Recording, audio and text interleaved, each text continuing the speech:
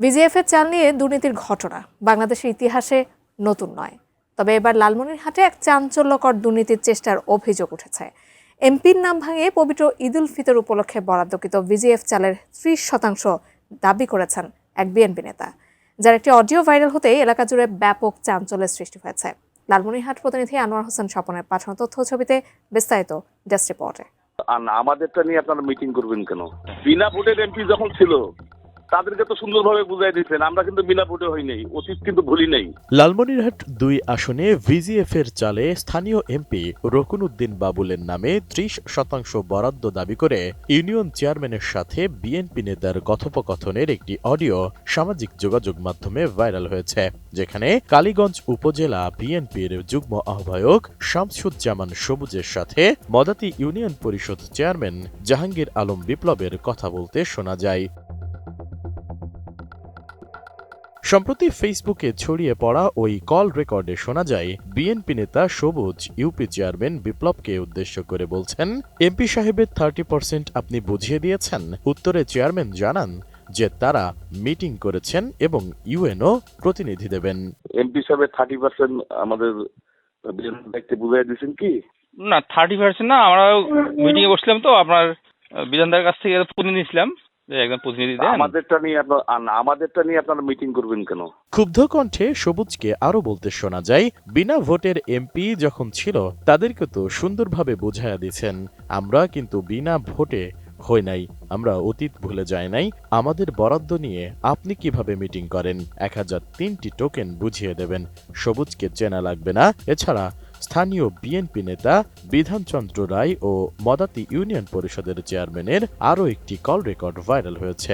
ওই call রেকর্ডটিতে VGF চাল সংক্রান্ত কথা বলতে শোনা যায়।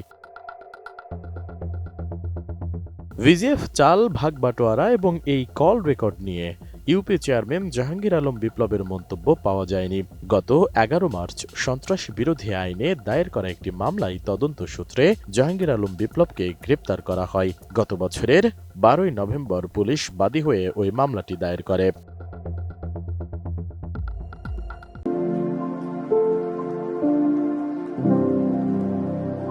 এদিকে কল রেকর্ডের বিষয়টি অস্বীকার করে কালীগঞ্জ উপজেলা বিএনপির যুগ্ম আহ্বায়ক শামসুজ্জামান সবুজ বলেন, ফেসবুকে ছড়িয়ে পড়া কল রেকর্ডটি আমার নয়, ওই চেয়ারম্যানের সঙ্গে আমার কোনো কথাই হয়নি। আমি দীর্ঘ 17 বছর জনগণের অধিকার আদায়ে আন্দোলন করেছি। উল্টো তিনি এলাকায় কোনো অনিয়ম হচ্ছে কিনা সেদিকে নজর দিতে সাংবাদিকদের অনুরোধ জানান। তার একটি মহল ষড়যন্ত্র করছে বলেও মন্তব্য করেন তিনি। ওর সাথে আমার কোনো কথাই হয় নাই ভাই, কোনো চেয়ারম্যানের সাথে ওই বিষয়ে আমার কথা হয়নি। এটা ষড়যন্ত্র। আরো অন্যান্য চেয়ারম্যানদের জিজ্ঞেস করে দেখেন, কারোর সঙ্গে আমার কথা হয়নি। যাই ভাই, এগুলো ষড়যন্ত্র দিয়ে। এ বিষয়ে কালীগঞ্জ উপজেলা বিএনপির আহ্বায়ক জাহাঙ্গীর আলম বলেন, এমপির নামে 30% চাল চাওয়ার বিষয়টি আমি শুনেছি। জেলা বিএনপির নেতৃবৃন্দ এ বিষয়ে অবগত, তারা দ্রুতই সাংগঠনিক ব্যবস্থা গ্রহণ করবেন। কালীগঞ্জ উপজেলা নির্বাহী কর্মকর্তার কার্যালয় সূত্রে জানা যায়, পবিত্র ঈদ উল ফিতর উপলক্ষে উপজেলার 8টি ইউনিয়নে 22,864টি কার্ড বরাদ্দ দিয়েছে দুর্যোগ ব্যবস্থাপনা শাখা।